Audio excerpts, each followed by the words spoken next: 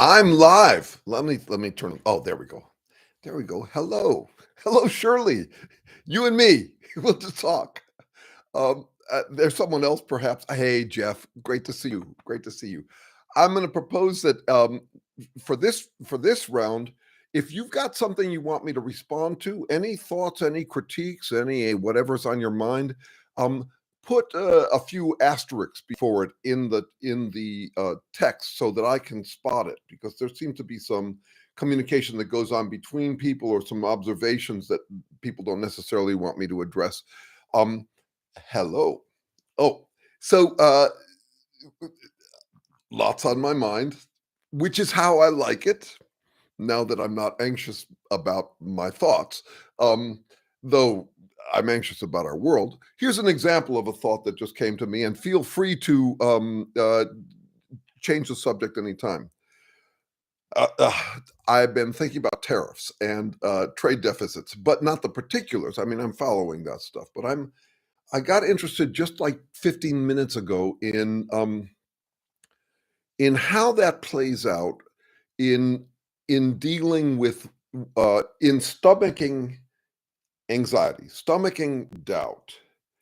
Uh, this came up in the study group. There was a someone who said, Jeremy, I don't think that it's I'm not trying to get curiosity out of Trumpists. I'm trying to get them to tolerate doubt.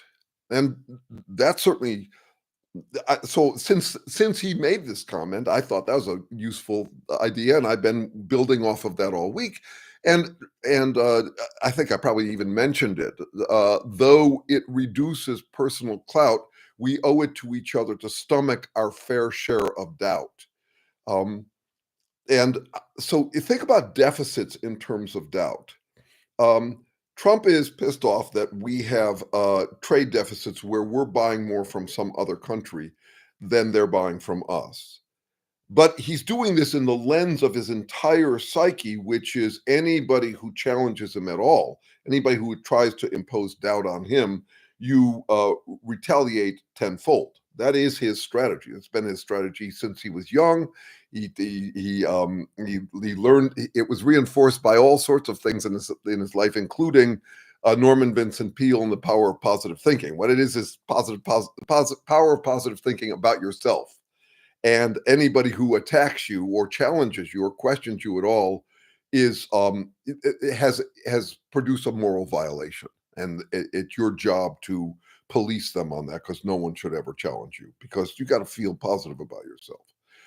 So if you think about the trade deficits in terms of that kind of thinking, because I was just watching Ezra Klein with Paul Krugman talking about it and speculating about the variety of motivations and intentions and possibilities out of this uh, market tanking approach that Trump has taken. Uh, this certainly came up as one of the possibilities. Maybe it's a shrewd attempt to reduce the value of the stock market so that the super rich in his cabal can buy it. I mean, I've heard theories as that that that imply that degree of sophistication in what they're doing. But another version of it is that this Trump likes tariffs because he likes punishing people who make him feel small. And I start to think about that in terms of this thing about handling our fair share of doubt. Fairness is a very interesting challenge.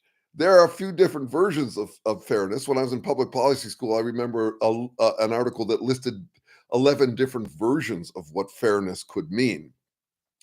But for a Trumpist, it means either I win fair and square, or if I don't, then the game was rigged.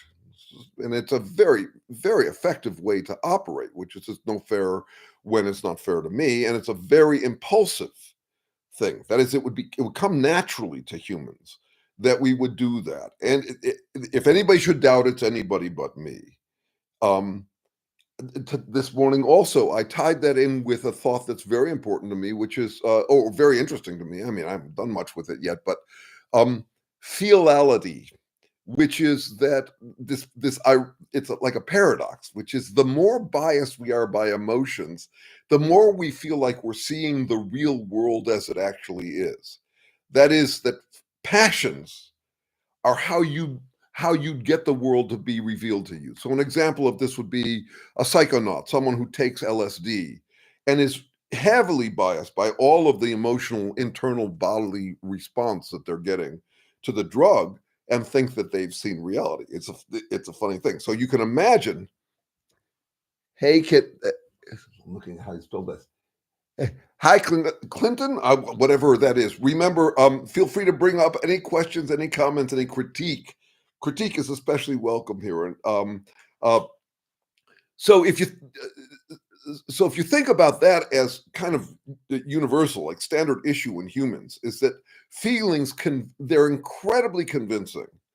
And they don't just convince us of our internal pain, they convince us that we're seeing the world right. I think back to the way that in a movie like Men in Black, the use of "oh hell no," that kind of move that comes naturally to any of us. "Oh hell no, I'm taking over now." It's like in a panic, if you were in a crisis and you are freaking out and your body's intense and you decide that you have to take control of it all, even if you're mismanaging it. In a way, I think that's going on. Hello, Karen. Oh, good to see you, Karen. All right. Even though I don't see you, and I'm tempted to just keep on looking at the text, which is not the right idea here. I'm supposed to look at the camera. I'm looking at the camera. Let's see. AC Martin. Hey, great to see you, Asen. Hi here to everyone. I guess I'll do a couple of housekeeping notes. We had a fabulous study group last session. This is the psychoproctology study group that meets every other Sunday, and somehow they just seem to be getting richer and richer. I came up with a name for it this morning. Not that I need it or that I need to call it by it. It's Al-Anon. So Al-Anon is a group for people who have had to deal with alcoholics, the victims of alcoholism, or people who are struggling in their partnership, let's say with an alcoholic. Al-Anon.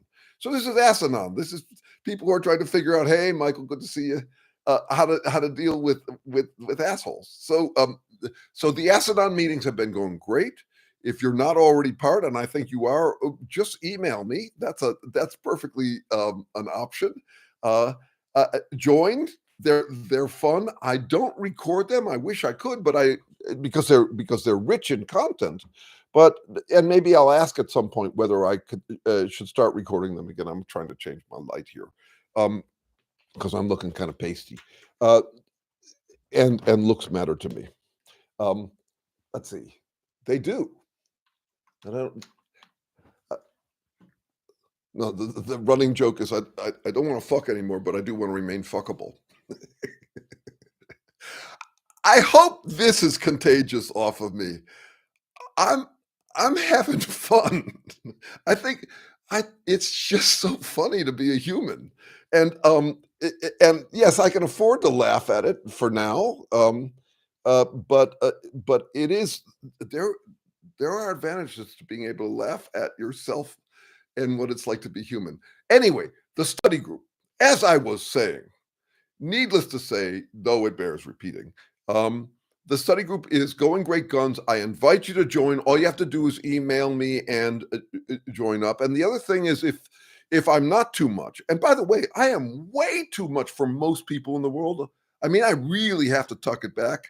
And then I get a little uncomfortable talking while looking at myself in this video for an hour and a half while you guys are there. I hate to wear out my welcome. And it's easy for me to do. I got a lot on my mind. But anyway, if you aren't overwhelmed, if you haven't had too much Jeremy Sherman, be sure to friend me on Facebook. I'm Jeremy Unsure Sherman, because I'm generating these ideas just all the time. And I invite you to do the same. I don't think we're getting the most out of social media that we can. I think it's a terrible medium for showing off one's fuckability or what you just ate for dinner. I do very little of that, but I always get way more attention when I do. Maybe because I don't do it much. If I say, if I toot my horn in that way. But what I'm using it for, and I really encourage you to do this, is when you have a thought, you got about 30 seconds before you'll forget the thought. You write it down there, You get a little feedback that encourages you to have more thoughts, and you just keep on thinking it up a notch, keep on thinking it up a notch, rather than just grinding away with the same old platitudes or whatever, or what this social media is a fabulous commonplace book. A commonplace book is an idea from the 1800s where people would write down their ideas or quotes that interested them. Someone's not having fun. Yeah, there is a way in. I want to mention this. This certainly may not be true of you, AC Martin, but I want to suggest that there are people having fun saying that they're not having fun. It's something I would watch out for. In general, that is, I find the most annoying response to my videos, the most disappointing comment I get from, let's say, viewers on YouTube or on Facebook is the teary face. That one annoys me somehow. And I think it's because I don't want to get lost in that. I want to recognize how fucking terrible things are going. That is, if you had predicted our current world back in the 70s or 80s, they would have locked you up as pathologically pessimistic. It's that bad. And I am not in a good position to talk about the problems with going maudlin, because my life is fine for right now. I'm okay for right now. And if you've just lost your job to all of this, or if your family's going through all sorts of hell or whatever, no, I understand not having fun. I've been there, but not to the extent that people go. I mean, lives are much harder than mine. But still, there is a kind of gloating lament that I want to watch out for. I'm trying to stay post-angst. I'm trying to stay post-outrage. I'm trying to be as analytic as possible, as careful, as neutral in thinking about what's actually going on as I can be, because it's kind of like all hands on deck. This is no time for melodrama on any side. And we couldn't beat them on melodrama. We can't beat the Trumpists on melodrama. Those guys they are what I call them, flag queens the other day. They're drag queens. Their melodrama is just over the top. They are such drama queens. My God. And and that's not based on my outrage and angst. It's based on my most careful analysis of what the actual fuck is going on with those guys. Okay, let me see. I'll remind you, those of you who are here and those of you who aren't, that if you've got something you want me to respond to, put a couple of asterisks before it so I can spot it. And we can go from there. That is, if you want me to respond to something, criticism, feedback, something like that, let me know. Or a question, obviously, let me know. Other things have been on my mind lately, because I'm not seeing any questions yet. Where are my asterisks? Okay, so I will just reiterate those two things. Friend me on Facebook. I'm Jeremy Sherman. Email me if you've got anything private you'd actually want to talk through. I have clients who do that. They pay me, and that's good. But also, if you've got some question or thought that's come up and you want to run by me, I do that for free all the time. You just get my opinion from it. That's all I've got to offer. I do not offer truth. Can you clear up chat topic? Are we talking on metaphoric stomach aches or real stomach pains to everyday stress of this? Thank you, Roland. That's exactly the kind of question I want to play with here. I got this whole backstory I'm working from. It's what you could call deep etiology. Etiology is trying to understand the origins of something, how something came about. That is to explain how it emerged. And you don't hear enough deep etiology in consciousness studies. But here's how I think of that. We are first and foremost still feeling organisms. That is, comfort in our own skin and elation in our own skin. That is the joy is a real driver for us, and we are really driven away from discomfort in our skin. So that would include stomach aches. And I have always found stomach aches to be decidedly distracting. As I often will say that I would gladly trade one stomach ache for 10 headaches. That is, headaches don't bother me as much. There's something about the gut. What I've been trying to point out in videos, and I think is really essential to understand, is that we are creatures of habit to the full extent we can be. That is, to the extent that we can handle things through automatic behavior, we will. And if you look at the origins, from the origins of life on, life has been habit accumulating from the beginning by evolution. You could call it slow learning by not dying.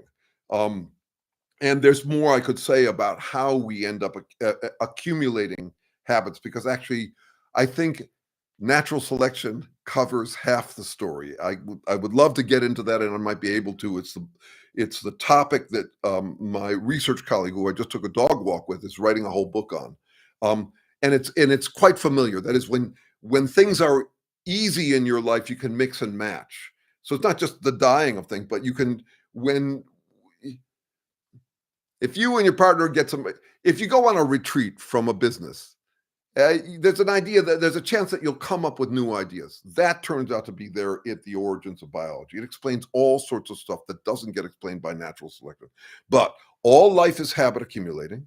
Then when you have neuronal sentience, that is feelings, then you've got the capacity to learn, you could say in the Skinnerian sense, that is pleasure, pain, as a kind of currency for accumulating habits. You can learn. So animals, because they have nervous systems, are habit seeking. And then you get to humans, and it's different. We are habit jonesing. We can't get habits quick enough because we have created this incredible cluster flux of a world. And we are way out on a limb in it now. And so the question comes down to what's going on for us when we find that a habit isn't working. I'm still talking about this question of the stomach, okay?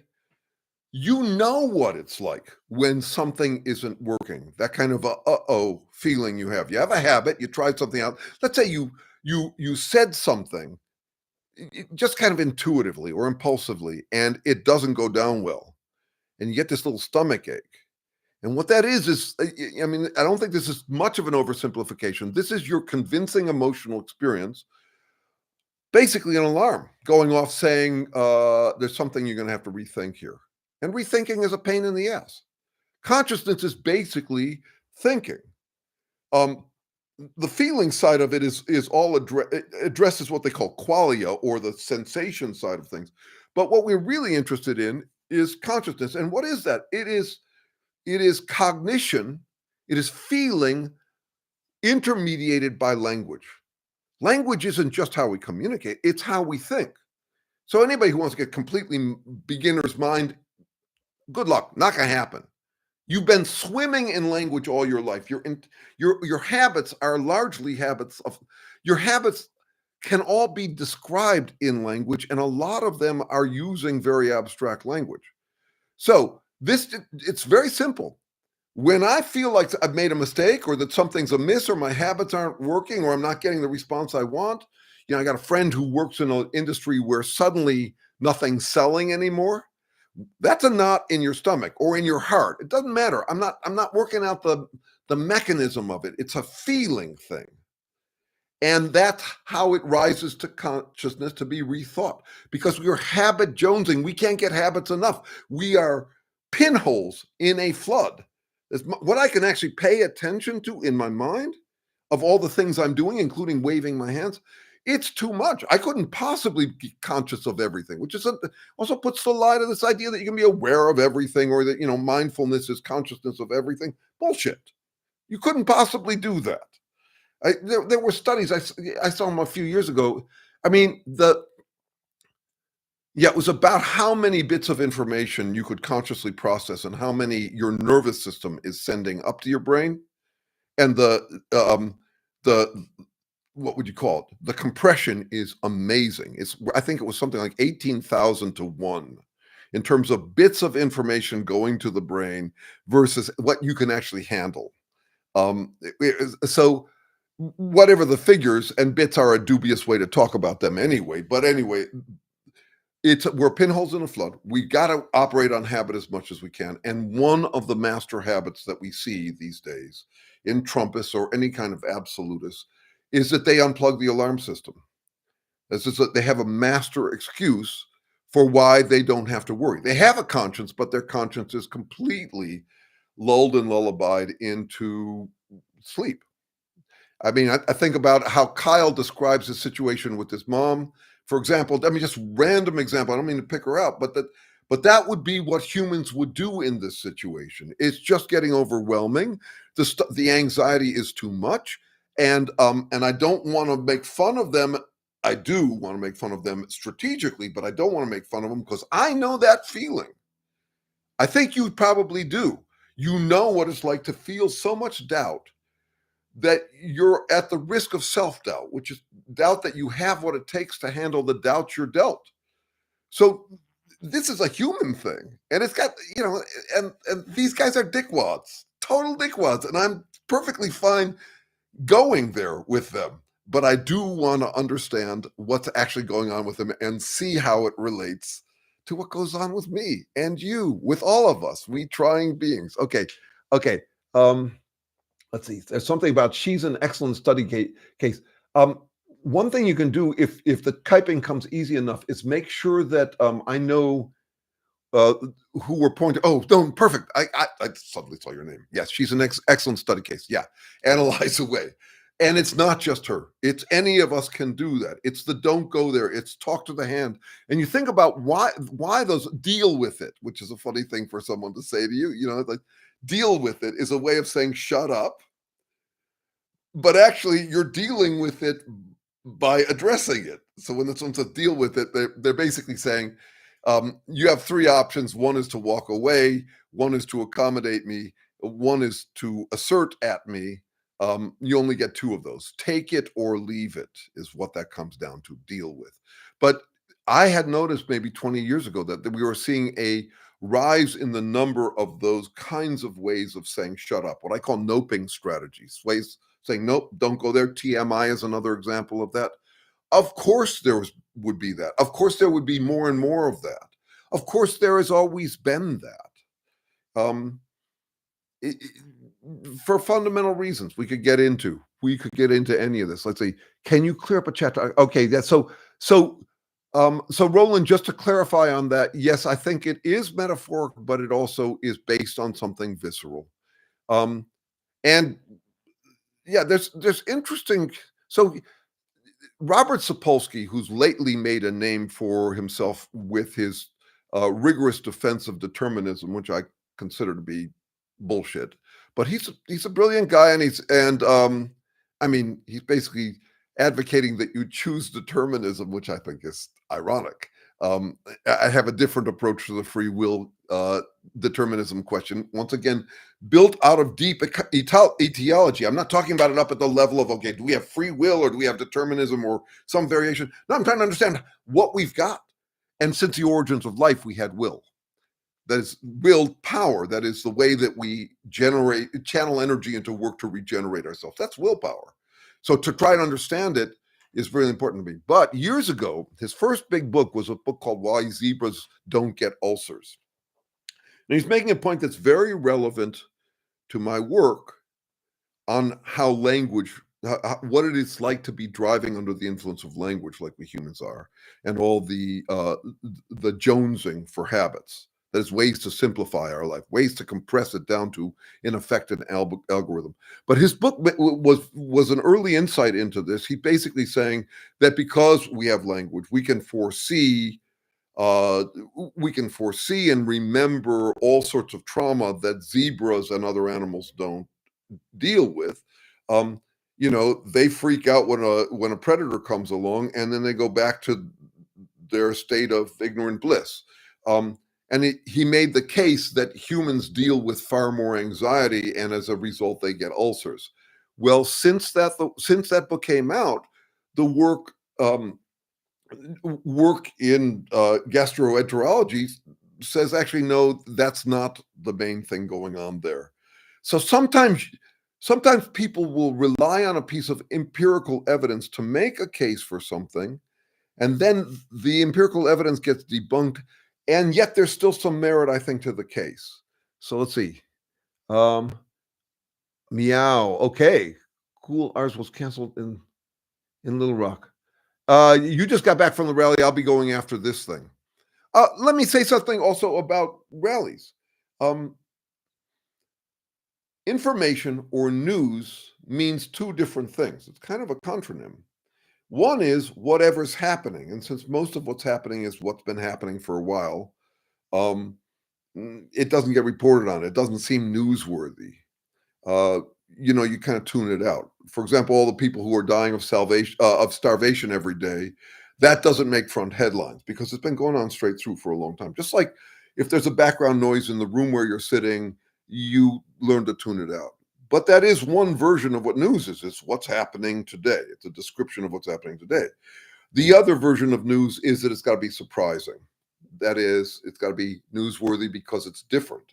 The standard line from this on this is from the journalist H.L. Mencken, who I like a lot, even though he had terrible political ideas at various times in his life, but a brilliant writer. But he says, dog bites man is not news, man bites dog is news. I'm thinking about that these days because as we approach next elections, if we survive to get there, and if suppose they don't give an election and everybody comes. But anyway, Trump is largely running on availability bias. That is, he's always in the news. He's always front page news. And I don't bet that we can compete with that if we aren't front page news, not at this point. Availability bias, you've probably heard of it before. It's that if you're exposed to more of one possibility than another possibility, you'll think that one is more significant. The standard example that was used by Kahneman and Tversky when they first came up with this stuff was people think that plane accidents are more dangerous than car accidents because car accidents happen all the time and they don't show up in the newspapers. So that's availability bias. And there is an availability bias tendency to vote for whoever is the most familiar, even if you don't know anything about them, but you've heard their name a lot. It's a kind of flocking behavior. Okay. So I'm going to go to this protest this afternoon, and I'm glad for the company and the anthropology and all that, but I'm in Berkeley, California. I look like this. I'm kind of a furry guy. And we all are out here, mostly.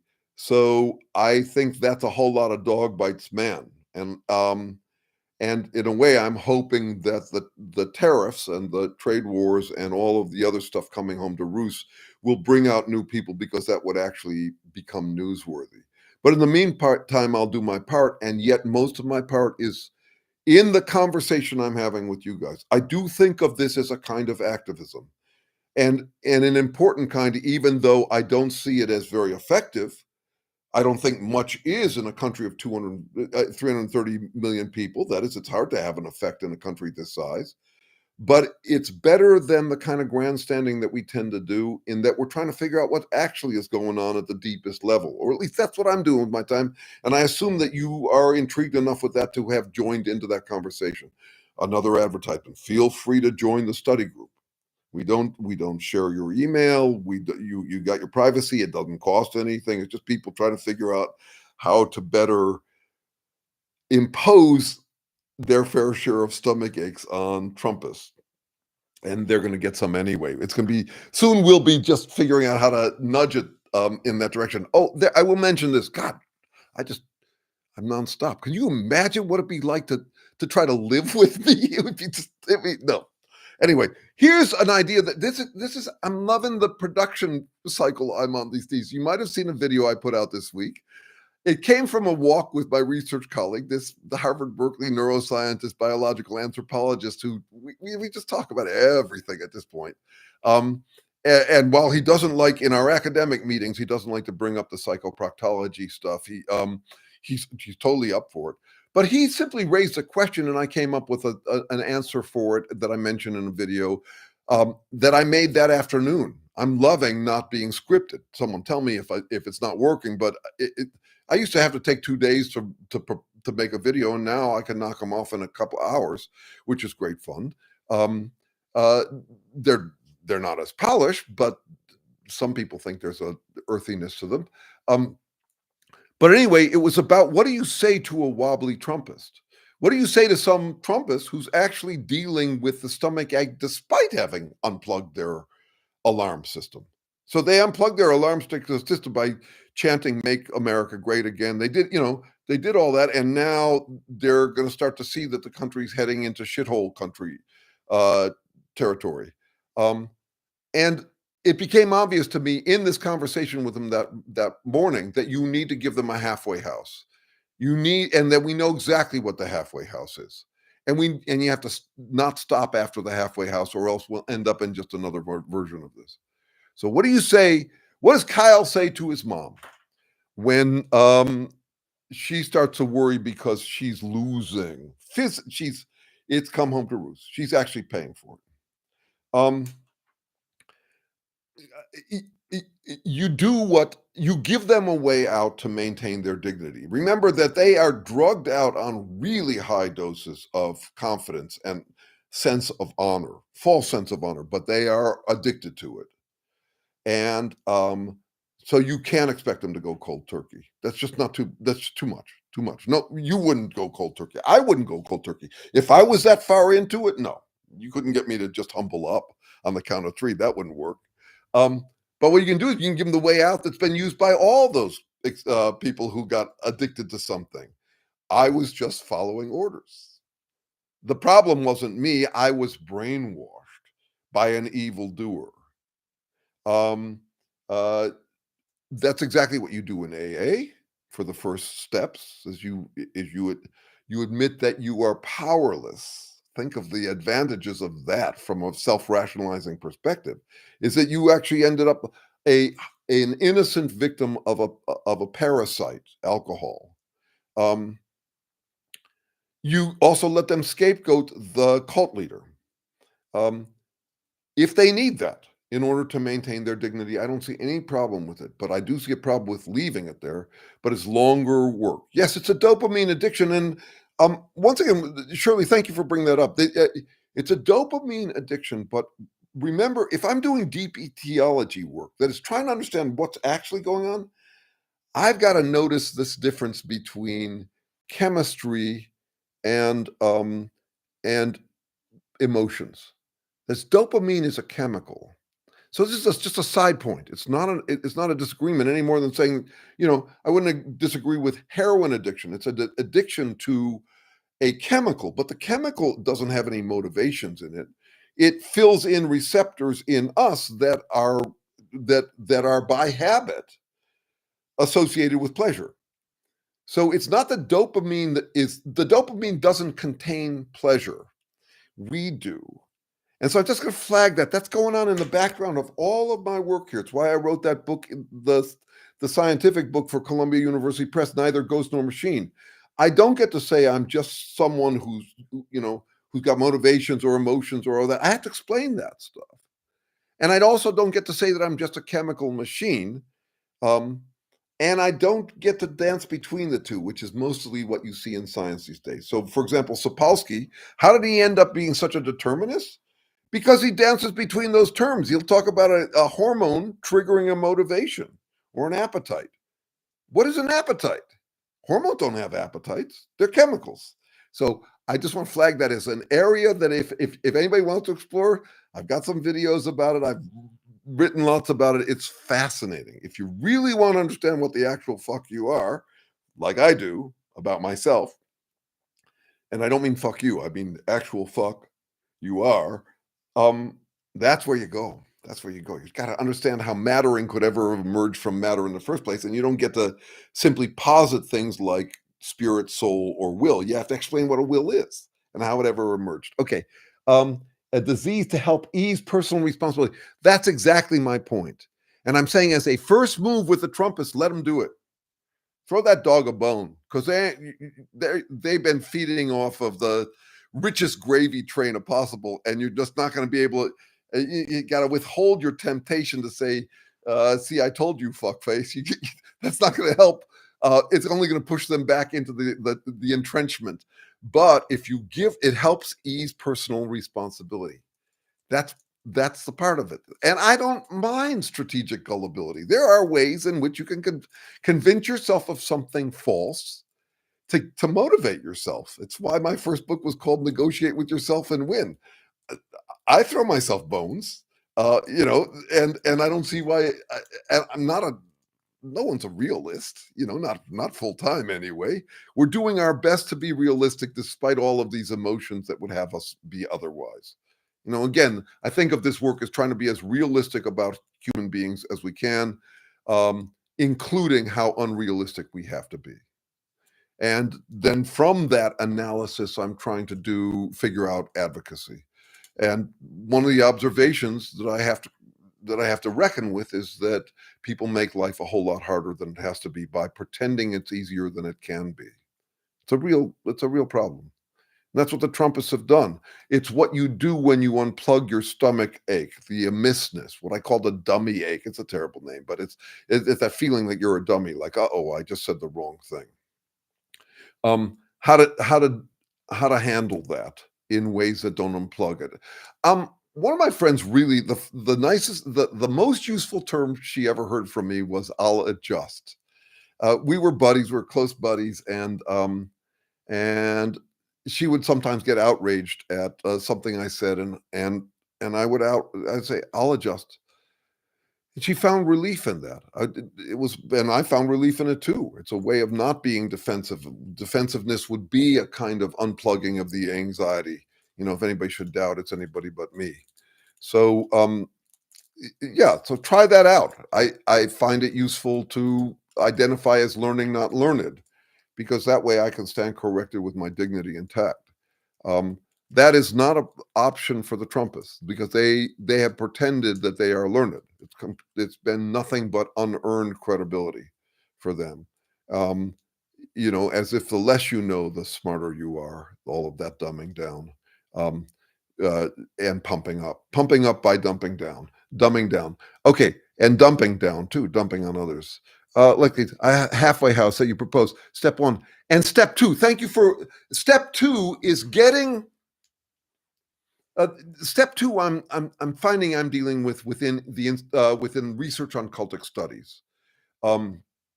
If you've read any other books besides mine about assholes, you'll tend to find that they assume that you're not one because you're reading the book, and they tend to treat assholes as broken machines, and tell you how to deal with them and how to speak truth to power and all of that.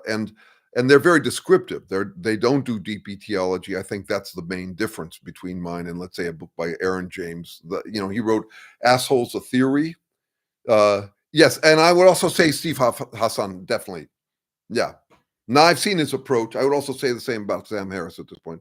It's a fine first pass. One of the things about Steve Hassan is that he married early on this idea of a rubric. This is, I'm not interested in rubrics because I'm not in the diagnostics, and labeling doesn't interest me that much. I'm happy to label, but I want to understand the etiology. How does someone do it? What's actually motivating them, rather than treating them like I'm a broken machine? And also his solutions to it, they're fine as far as they go, but I don't think they go far enough.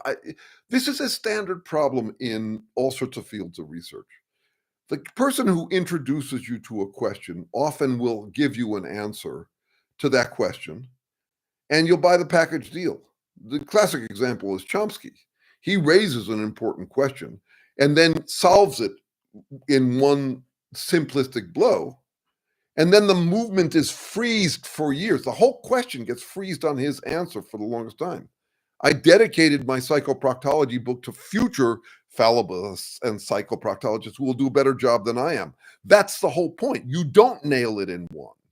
So, yeah, my sense of the entire cultic studies movement is that not only you got that going on, but you also have a vocational hazard in that most of the people, like Steve Hassan, were cult members at one time. So and I suspect there's a bias towards phase one, because you hear a whole lot about brainwashing, but you don't hear anything much about stomach purging. Why did I join my commune? Why did Steve Hassan join, which was it, Scientology or Moonies? I can't remember. Why did he do that? What was it going on in him? This is phase two. This is what you have to get to once you can relax into, I was, that I was duped. Once you get over the scapegoating and into the next questions, if you can do it. Moonies, there we go. It's heart purging. It's how you unplug that alarm. It's really stomach purging. Yeah, you have to accept responsibility to get to choice. I think that's true, though. I don't want to land on a instruction for how people should be. I'm saying, how do you get someone to accept responsibility for that? Because it doesn't come naturally. Why would you want to do that? The far more satisfying solution is, I once was lost, but now I'm blind. That is, we were talking this morning about some fallen Mormon friends we know, and the sense you have of them is that they got through phase one. That is, they realized that they were duped, and they had a breakthrough out of that duping, and that breakthrough feels to them like they've graduated, like it's the last epiphany they'll ever need, was that they're not Mormon. And I'm very concerned about that, as down the line, when Trumpism fails, because it will, simply because of it's checked out of reality. It's nothing but glotaholic scornography. I've never put those two together, but they work. Glotaholic scornography, that works. So it's going to fail. But I'm very concerned about counter cults, because people will leave that, or the people who said, "See, I told you," are very tempted to make the same move, but in reverse. So you look at communism and how it, as a cult, created the capitalist libertarianism cult, or the throwing off of Catholicism back when it had a stranglehold on all of Europe, and the replacement of it with Protestantism, which is the same strut of absolute salvation and certainty, dressed up to the opposite ornamentation. I don't want to do that. The universe is not impressed by that stuff we do. That is, reality doesn't care. Could you explain heart and stomach purging more? Thank you for that. Yeah. Yeah, I do in a couple of my videos, and but let me tell you let me give you the personal example I dealt with. I was just born an anxious bunny, and also incredibly slow coming to earth. I mean, I didn't know left from right-handedness until I was like 14 or 15, and that wasn't the only thing. It was just like, and I grew up in this highly competitive family, 4 boys and a father who had a bit of a chip on his shoulder and needed to prove himself and all of this. And it was cutthroat, and I was losing. There's a recording of my dad describing me as the runt of the family, and I get it. I could see why he did that. And then, just bizarre circumstances, I was given, we were all given inheritances at an early age. This was during the counterculture days. I felt really guilty about having it, because I had no idea what to do in the world. I mean, my first guess about what I should do with my life, you wouldn't believe it. It's just absurd how I came to it. It was, I didn't know what to do. My dad wanted me to play bassoon in his chamber music group. I went to a bassoon teacher. He said, "I don't know if you have what it takes to become a professional bassoonist. I'll be able to tell you in a year." That's all it took to take this completely naive mind and make me think, that's the job I need. I'm going to become a professional bassoonist in orchestras. It would have been so bad for me. I don't even like that music, actually. I'm much more into jazz and pop and soul and funk. But anyway, I was lost. And then I got really lost. I was 2.5 years in college and didn't know what I was going to do. I quit the bassoon after 1 year, and then I was kind of studying humanistic psych, and I had no idea. And I decided I needed to do something with myself, because I really didn't know what to do, and I didn't have any sense of the real world. And along comes this commune. that had a local chapter near my house, and a friend of my mother's mentioned it, and it sounded like it would solve all my problems in one fell swoop. So all the anxiety, all the doubt, all the should I do with myself was completely resolved in this package deal where could join the commune. I'd have to sign a vow of poverty because no one had their own assets there. And I decided it was really, I gave myself a week and I actually made the decision in 1 hour, alone in Santa Cruz. I was thinking about in San Diego. I mean, I remember the place where I made the decision. I'll just give up my inheritance, and I did. I joined the commune, and I assumed that I would stay there for the rest of my life. So, what was this? What was step two? What is step two? Is recognizing the appetite I had in me to free myself from all doubt. So it doesn't feel to a Trumpist like they escaped doubt. I think of them as escapists, but they don't. They think they've seen the light and that they've solved reality, that they've solved it. But that's where the feeling thing, this is where feelality comes in, which is if you feel all of this freedom, this breakthrough, you'll think that you've just seen reality, and anybody can feed you any kind of fantasy to make you feel like you've seen reality. I think this has been going on since the beginning of religion. And certainly the beginning of elective religion, that is when it's not just you're surrounded by people who are of your religion, but when you get to choose your religion, or the way that we do now. Um, so, so phase two is getting people to recognize that they might have had a hand in becoming the cultists they were, that it's not just that they were passively brainwashed, but that they actually felt a need for relief from the stomach aches of uncertainty. It's more like aching or heart purging. So back to the technical question, I can get a knot in the stomach, but it's more like panic is more likely to feel like it's up here. That's where I feel it. I do ask people what part of their body gets cold first because it's interesting, and I'm surprised. This is where I get cold first, but it's different for different people. This is setting aside hands if you're out in the cold, but where it resides for you, where you end up feeling your anxiety, it could be kind of all over. It's almost like a minor uh, panic attack. Um, Michael de Sousa Cruz, I have to tell you this. There was a time when I thought I was going to do that. I went to Berkeley College of Music for a summer program, and I thought I was going to become the world's first jazz bassoonist. And I just don't have the fingers for it. I'm not that talented a musician. I'm slow. Bass is the right instrument for me. I'm a bit of a mouth breather when it comes to music. But who should I have as my next door neighbor for years here in Berkeley? The guy who revolutionized the bassoon. Um, he's played with Bella Fleck and the Flecktones. He's played with his name just jumped out of my head. The guy who used to lead the band for Jon Stewart.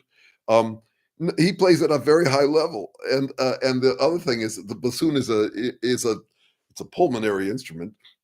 Me and this guy became buddies. He never heard me play bassoon. I wouldn't have played it in front of him. You can find him online. His name is escaping me. I'm 68. That's so names come a little slower. But he's great on the jazz bassoon. He's really got the chops for it. And at one point, I ended up with a CPAP machine because there was a brief moment when I thought I had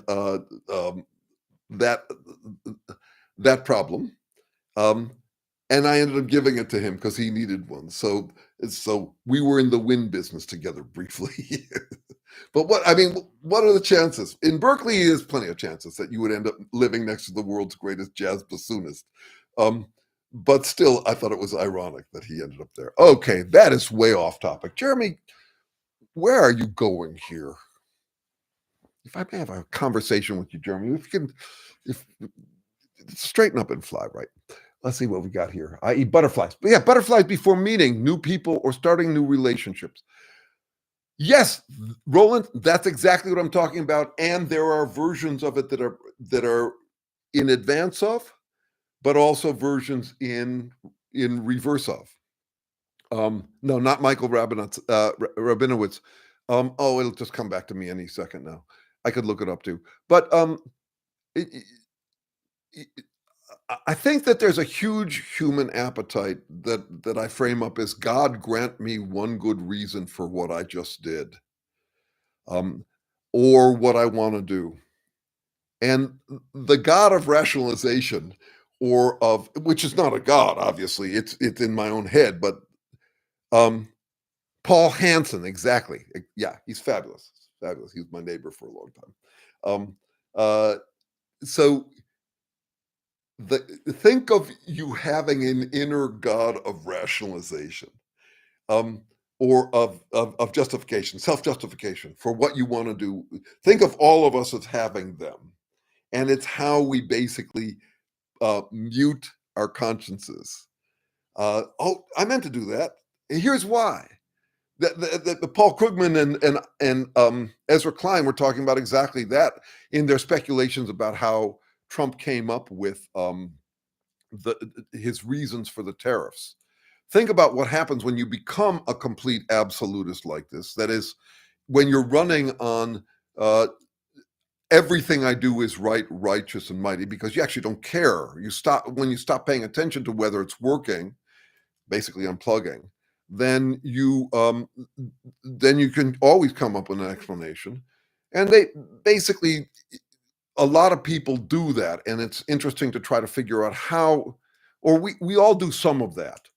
I think of it as impulse shopping and then rationalizing why you bought it, as compared to this other thing that we're trying to do. Yeah, so Peter Navarro's a source of it. There are plenty of them, but they are all doing this kind of brainstorming, moralization, and justification.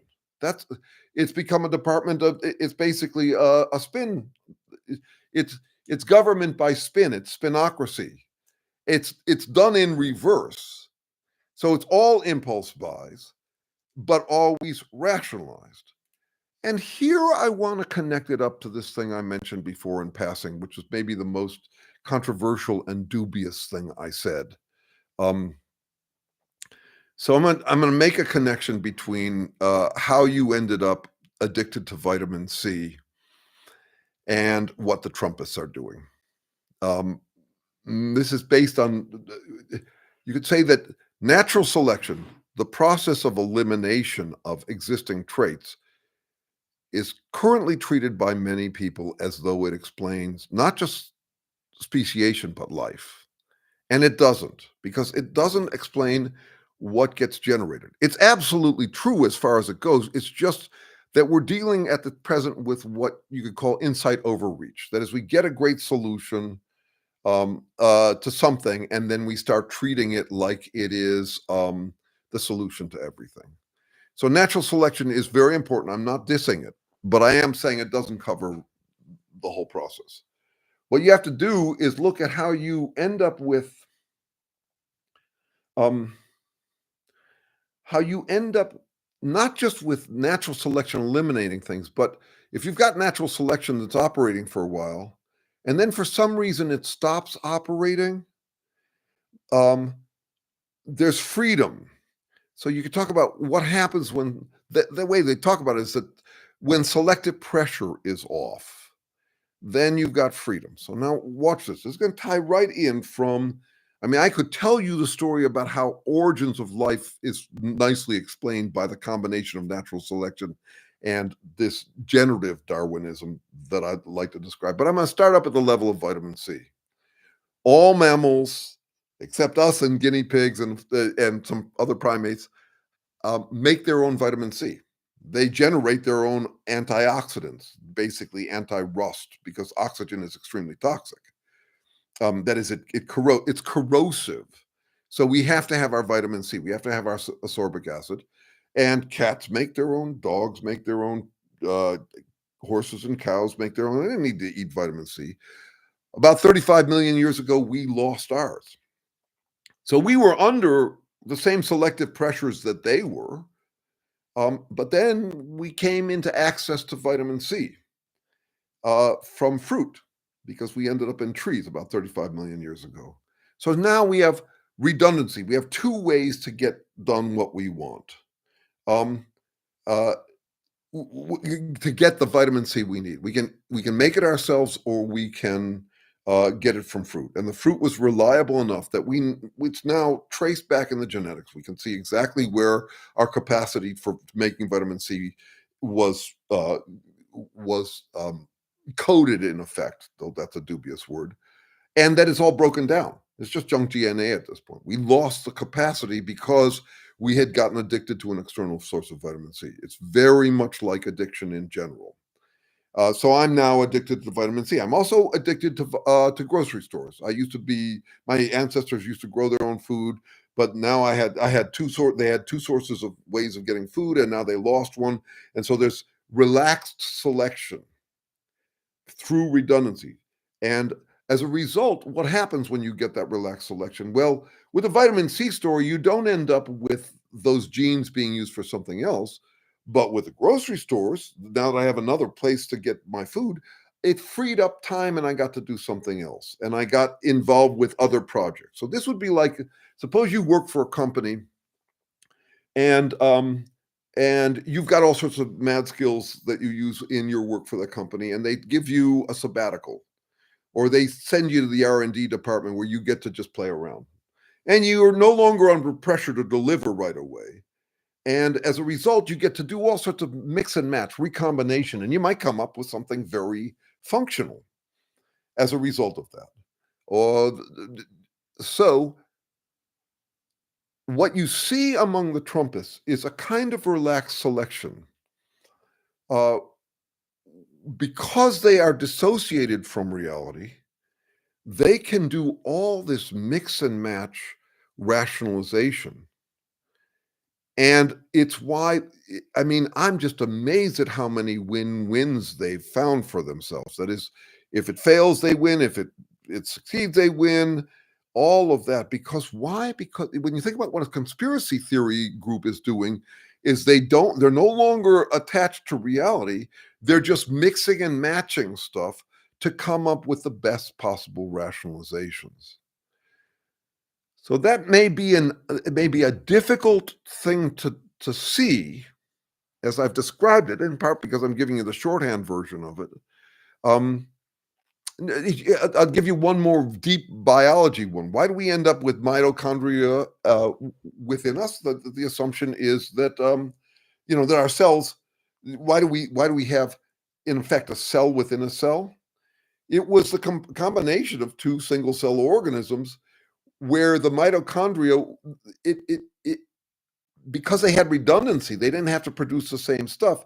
The mitochondria actually lost its capacity to do things that the larger cell, the eukaryotic cell, was doing for it, and it was down to just a minimal capability. So what we're talking about is redundancy, relaxed selection, a loss of capacity, but also potentially a new synergy. So we think that's how synergies actually operate, not just in biology, but all the way up. And fingers are another example of it. There's redundancy, that you end up with multiple fingers, and then relaxed selection. They were functional, and now they can begin to morph, mutate towards new functionality, and now they're very synergistic to each other. Um, uh, Early on, I called them ABCDEs, already been chosen degradable elements. Chosen isn't quite the word, because natural selection isn't choosing anything. But when you think about how much of our lives are made up of those kinds of synergies, uh, all of technical history has that quality.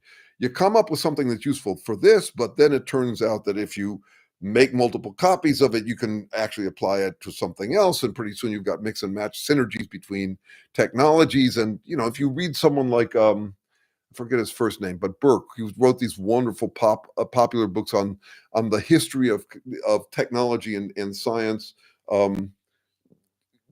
Yeah, that's what we're seeing, is those kind of synergies. When you think about what happened with the agricultural revolution, the first one, I'm talking about 10,000, 9,000 years ago, is how people were freed up because they didn't have to go out and hunt and gather all the time, and how suddenly you end up with all of these specializations. Okay. Michael, Michael, Michael de Sousa Cruz. I'm feeding you beauties here, dude. I am talking. I am talking matters of consequence. And here you tell me that you love grocery stores. Here you tell me you're a retired bass trombonist. Um, what are you doing, my friend? I'm just teasing you. Oh, you guys, see, I've lost you. I've clearly lost you. Okay, next week the whole conversation is going to be on bassoons, um, and music and grocery stores. We're going to talk about grocery stores. Apparently, grocery stores are out of favor with Trump. He just said that they were old fashioned somehow. I don't know. But it was one of his favorite words. It's a battle of the bullshit. Okay, that's right. Okay, someone say something profound so I know that I'm not just talking to myself. I love grocery stores too. I'm very addicted to them. No, actually, I'm not. You may be talking about, you may be giving us your dear diary, Michael, but let me try something out on you. I am now going to draw a parallel between your addiction to grocery stores, Michael, me too, and color vision. Why did we end up with color vision? Um, Having become addicted to an external source of vitamin C, the assumption, the conclusion that has been drawn by serious biologists is that we ended up with color vision to distinguish ripe from non-ripe fruit. That's where it starts. So there we go. Mike's got it. Michael's got it. All right, good. Fair enough. You might have heard that someplace else. I like chicken wings. Oh, stop it. It's fine. I don't like them. They taste too salty to me, even though it's kind of an what do you call it? What would you call it? A gustatorial illusion. They're not salty. They're just super sour. I like spicy food. Have you tried hot pot flavoring? That stuff knocks me out. The numbing spices from China. Try that out if you like chicken wings. I swear we're going more profound than this. You will not get me into these shallow topics. I will not do it. I refuse. Um, Ripe fruit. So notice what's going on there. We had you might have heard it from me before. It goes without saying, but bears repeating. We didn't need our night vision as much in the when we were up in trees because we weren't nocturnal animals anymore. We had all that real estate. We didn't need to capture every photon with monochromatic vision. They started to morph the way my fingers have, and they ended up in the tricolor vision that we've got right now. And now look at how that spreads and has become useful for all sorts of things, including art and everything, stop signs, etc. Now, we got addicted to grocery stores, which meant that we needed transportation, which meant that we needed cars, which meant that we needed jobs so that we can maintain our cars. So, in a way, what you're talking about is this. It's basically where economics fits in, the whole butcher, baker, candlestick maker, all that sort of stuff, how we end up with these synergies. And we're saying it's by addiction. This also relates to how we think about altruism. We think about altruism as giving to others. There's some of that, though far less than people tout. Why are we so civilized, or why were we until a few weeks ago? We're totally dependent on each other. We're addicted to each other. But how we're addicted is also interesting. Civilization was humming along for enough of us that we stopped thinking that there was this infrastructure. The whole we built that thing, that whole self-made man bullshit thing you got from Trump and you get from Musk. It's total nonsense. It's the grandiosity you can only afford when you're entirely dependent on other sources that you can ignore. Um, uh, so, but that's what we're dealing with right now. We have never been more addicted to infrastructure than we are these days. You'll notice this if your electricity or your internet goes down. It's just that it's become so reliable that we don't notice that we are, and can get grandiose about our independence. This is yeah, I noticed this during breakups. Also related to inverse Darwinism. You never feel more independent than when you are reliably held. You never feel more dependent than when you've lost your reliable holding. So that's going to be an interesting effect in the Trump era. I mean, these guys, all these supposed independent radical revolutionaries, they had no idea how dependent they are on infrastructure. And they may be about to find out. And what they do as a result is going to be interesting. I mean, you might have seen that a theme for me has been the broader parallels to rebound relationships. If you lose your groove that holds you, you're very disoriented and scared. It's insult to injury. That is, you've lost your source, and you also feel like a chump for having thought you had it. That you had it reliably. If someone dumps you summarily, that's a real problem. And in those moments, what are you going to do? You're going to crave a new groove as soon as you can get one. So that's the paradox: is that it's incredibly difficult to carefully pick a next groove when you've just lost one. It's just the worst possible timing to have to do it, and that's exactly when you will. So a rebound relationship, or someone who finds religion as soon as they enter church, or all of these Trumpists who were suffering to some extent or another, and well, they lost their assumption that society was going to work completely and reliably, and that the American dream was going to play out in their lives, and those hopes were dashed, and then they were fed all this stuff about this is the solution. And now we're dealing with that. Okay, there's a couple things here that look more substantive than what Michael de Sousa Cruz was saying. Oh, it's Michael de Sousa Cruz. The stop sign makes me think of interpretive will. Yes, that's right, because so this relates all the way back to that thing about whether it's a dopamine addiction.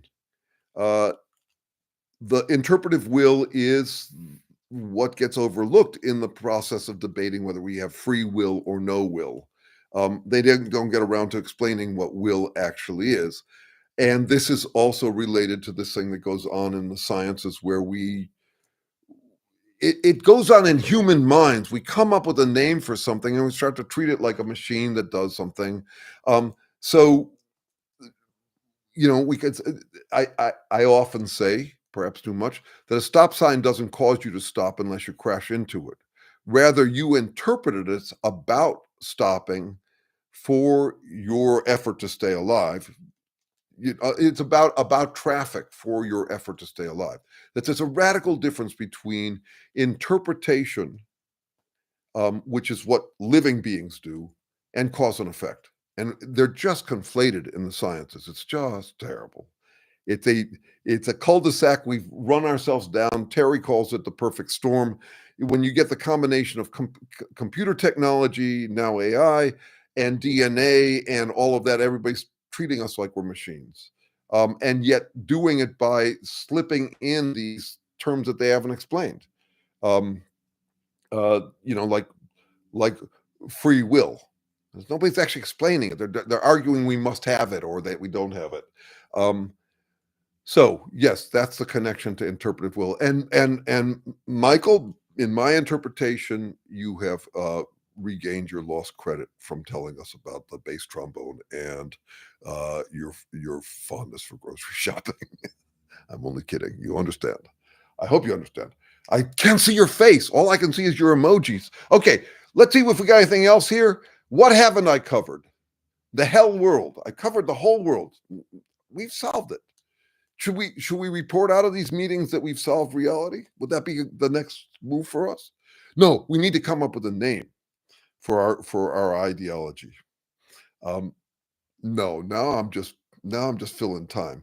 I haven't seen any asterisks here. Does anybody have anything they really want to talk about? Okay, good. I thought you could.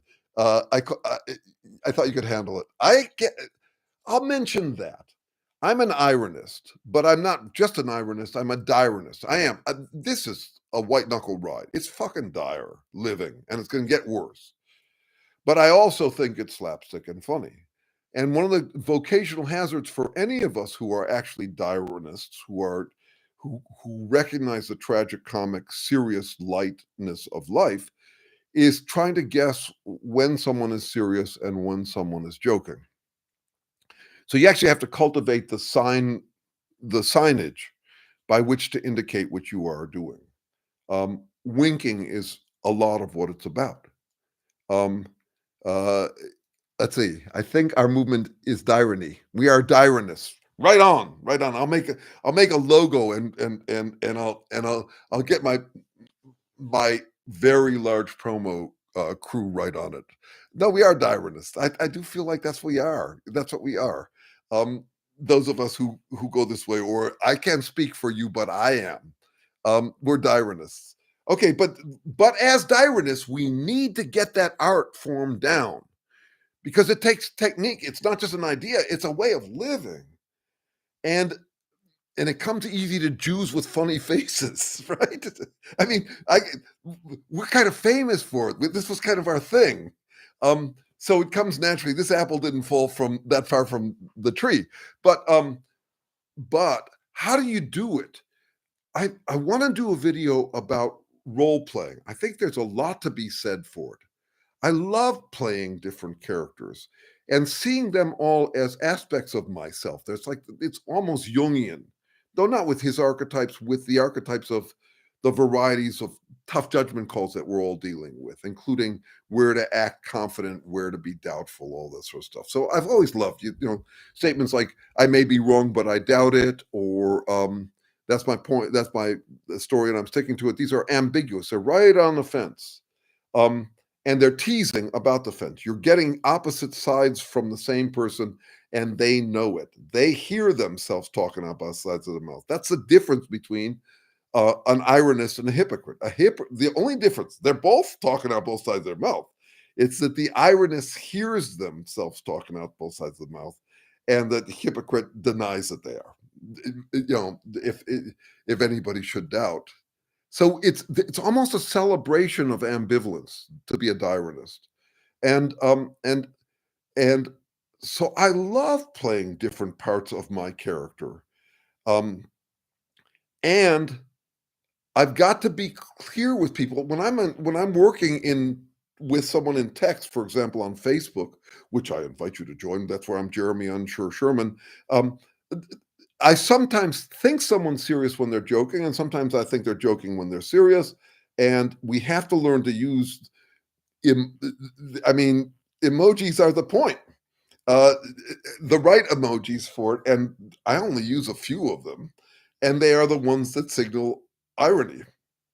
I had this. I have a Japanese friend who got her PhD in anthropology studying emojis, and we had a whole conversation about which emojis express irony best. And obviously it's the wink. So another way of talking about us is that we are the wee willy winkers. I mean, we're the wanking winkers. I don't know.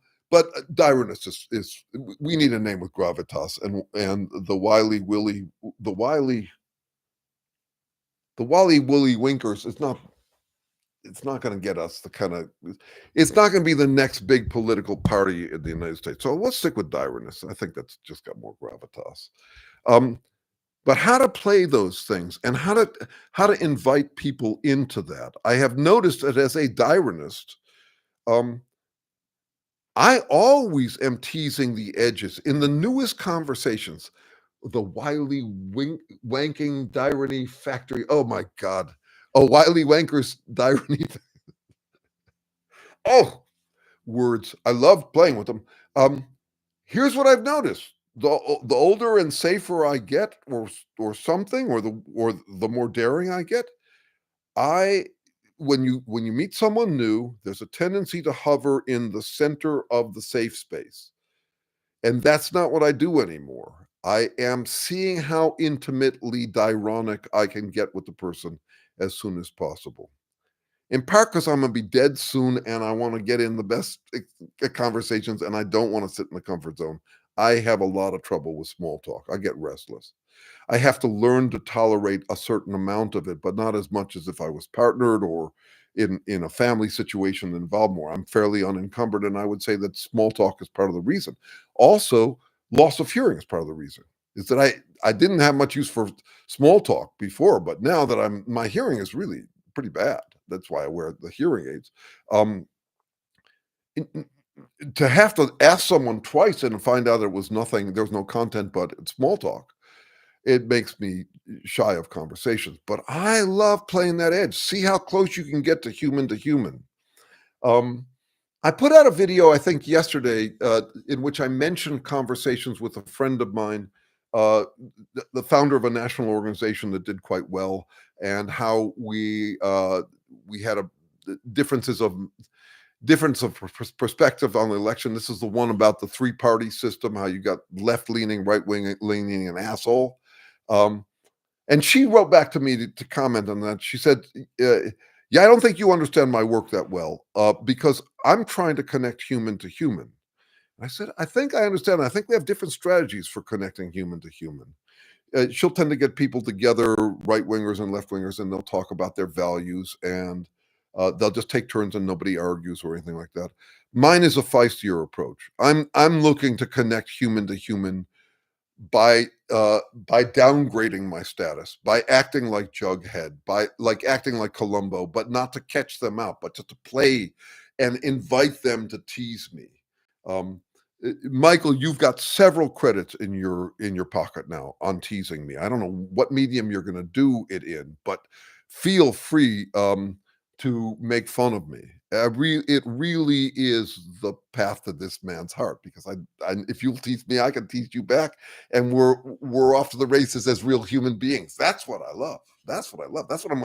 If I got to spend the rest of my time listening to, squinting to hear conversations, that's the conversation I want. Just direnists. This is a funky thing we're doing. This being human beings thing. And that's why I like it so much when we go that way. Okay, let me see if there's anything else. We're winding up soon. Let's see. Has anybody got anything they want to talk about? I will not wear out my welcome. If you guys are done with me, fine, be that way. It's okay. I don't mind. I can always talk to myself. Let me see. Good. Let's see. No, I don't know. I don't see anything else. I think we have solved reality, and I think I'm going to cut it short here. Why waste anybody's time? You got going once, going twice. Does anybody want to write anything? All right, fine. Be that way. I didn't want to talk more anyway. Oh, wait a second. Like the decent people and assholes instead of left versus right. Yeah, I think we're completely missing this. Thank you for that, Michael. Thank you. And now that you've even praised my work after I insulted you so mercilessly, you've really earned a lot of credit. So next time we talk, I hope to get some abuse from you, okay? You owe it to me. All right. Until next time, I'll see you next week if you come back. And if you don't, I'll see you when I do. And remember, email me if you want to be part of the study group. You don't even have to show up. You just need to sign up, and then I'll send you notifications of it. And then I owe you humility when you abuse me. I don't owe you more abuse. You've gotten all the abuse you're going to get from me, Michael de Sousa Cruz. So that, if you're not Facebook friends with me and can tolerate a bit more of me in short form, because this is long form, then we'll do that. And I'll see you when I do. Thanks so much for being here, you guys.